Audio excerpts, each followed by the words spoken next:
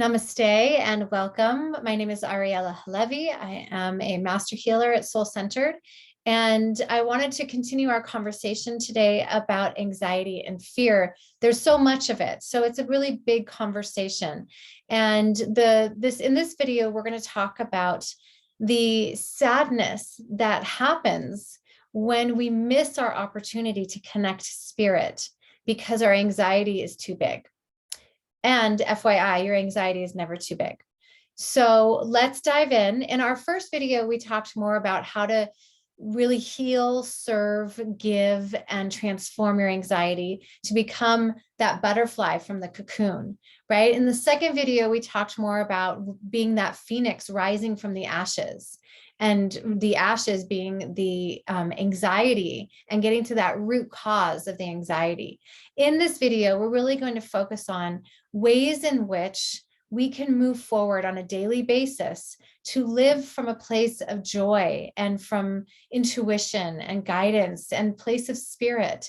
And so what I want to start with is this idea that so many of us, when we're in it, and I understand this personally, this is near and dear to my heart, when we are in anxiety, we can't see that the divine is here. We can't see the helpers and the messages. We get so caught up in the cycle of anxiety and the fear that we can't see past it. And then that's what happens when the negativity comes and the old beliefs, which we talked about in the video before. And so the invitation is to remember and to create a daily practice in order for us to remember that we are not alone on this journey. It can feel very isolating and scary when we are in the throes of our own fears, right? It is probably one of the most isolating feelings to feel like nobody else understands you. And so my go-to practice, I have created a really unique spiritual toolbox to connect and heal with fear and anxiety. And the way that I begin is always to say that if you don't have a practice of connecting with spirit, of connecting with something deeper and greater than yourself, you might want to start exploring what that looks like for you and how it works for you, because every spiritual practice is very different and it needs to speak to you so that you can create a cyclical, not a cyclical, but like a very much a daily practice. And I read this beautiful thing that said that, present moment awareness and prayer and connection with spirit is not an hour in the morning and 5 minutes before you go to bed. It's an all day, everyday event. So the idea of creating a spiritual toolbox to heal anxiety and fear does not just happen in the morning for 20 minutes and at night for 20 minutes, although that's a beautiful start, right? But even if you don't do that, it's the infusion of these spiritual practices within and throughout your day. Spirit isn't just around when you decide to get quiet. Spirit is around all day, every day. Spirit is in this video. Spirit is in your body. Spirit is in the dog that you feed, who's laying at my legs right now, wanting dinner. Spirit is the children that you take care of. Spirit is doing dishes. Spirit is in the dishes. Well, maybe not in those really dirty, gross dishes that your 4 kids leave around, but spirit is there. And what I've done, just FYI as a side, is I do a lot of dishes and I get help, but I still do a lot of dishes and cleaning up and a lot of laundry for 6 people. And I do whatever I can to connect to spirit while I'm doing the mundane things. Here's one example. I listen to uplifting music and I stick them in my ears, or I put them on and make the whole house listen to it. Or I'll listen to a podcast, or I'll listen to a meditation, or I'll just pray. I'll just keep it quiet and I'll just pray and really align with spirit while I'm doing dishes. And then when you feel anger and you feel those emotions because you're doing the dishes, you need to also feel the anger, because that's what creates the anxiety. I digress. So the key to spirituality, to using a divine relationship to heal anxiety, is to create something that carries you throughout the day. And so one way that I begin my spiritual practice, that I have created this unique spiritual toolbox, is to ground. Now, you've probably heard of grounding before. I know you've heard of breathing before. I know you've heard of a lot of the things that I may say, but do you really do them? Because I have a lot of clients that say to me, oh, I know how to breathe. Oh, I know how to do those things. I know how to ground. Like, yeah, I get it. But do you do them every day, all day long? I bet you don't. And so that's one of the first steps that I always teach, is a grounding practice and a clearing practice. So grounding helps you really dive into this idea that below the earth, like we are made, our bodies are our nature, and our spiritual, our bodies are infused with spirit, right? But your body itself will go back into the earth when it's gone, not your soul, but your body. And so your body has this natural resonance with the earth. That is part of the medicine of who we are. And it's part of the healing medicine that can help you relieve anxiety. So connecting to your body is a great way to ground and to remember that you are a part of nature. So nature is the medicine that starts healing the wounds of anxiety. I know you've heard of just get outside. You know, it's like a broken record. Just go outside and heal your anxiety. You'll feel better. It is true.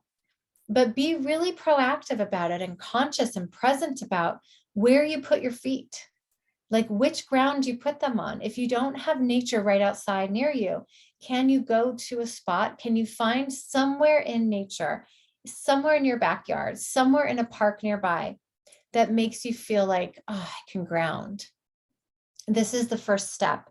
I like to take it a little farther and think about, as I connect to nature, I do it in my chair. I don't always have to be outside, but I like to think of the divine as the divine feminine, right? Mother Earth holding me and nurturing, right? So many of us, we have parents, they're all flawed. If you're a parent, you're flawed too. And if we continue to harp on all the mistakes our parents made, then we're going to stay in this cycle of unhealing, of like being anxious and fearful. So what I like to do, there's a story in shamanism that teaches us that at age 13, the invitation is to, think about a teenager, they start kind of pulling away from you. The goal is to teach your child that spirit now has you in the palm of her hand. So if you weren't taught that, which most of us weren't, you can see the earth as divine mother, as holding you in the palms of her hands and taking care of you like a mother would. It's about building the relationship with spirit. There's many more tools I have. I'll go over one more, and then you're going to have to join me on my workshops for anxiety, and just get curious about how we move forward with spirit as our friend, as our guide in this whole practice of really rising from the ashes of anxiety.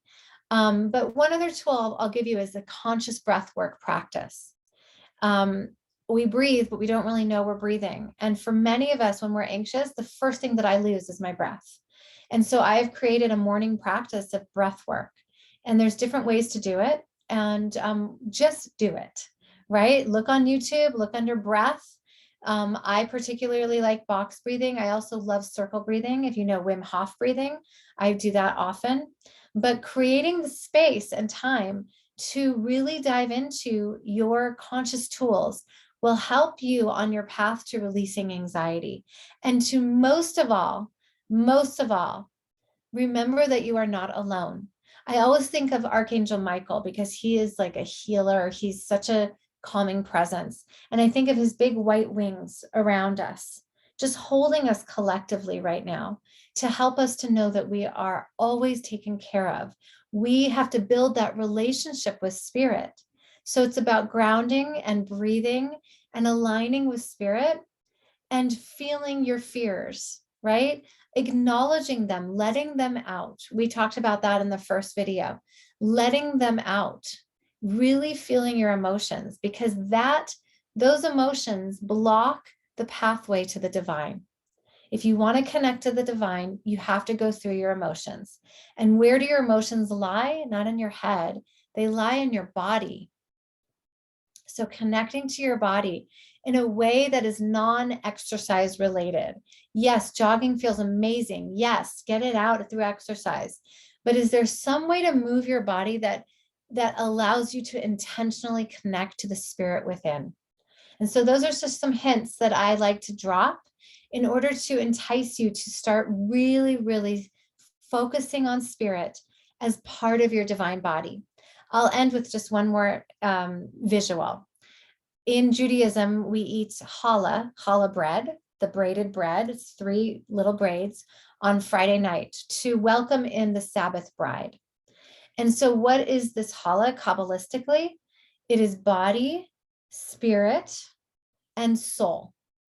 So Kabbalistically, this idea that we invite the divine in on Friday nights is really the invitation to slow down and invite this braided challah as your being into the present moment, into awareness, into alignment.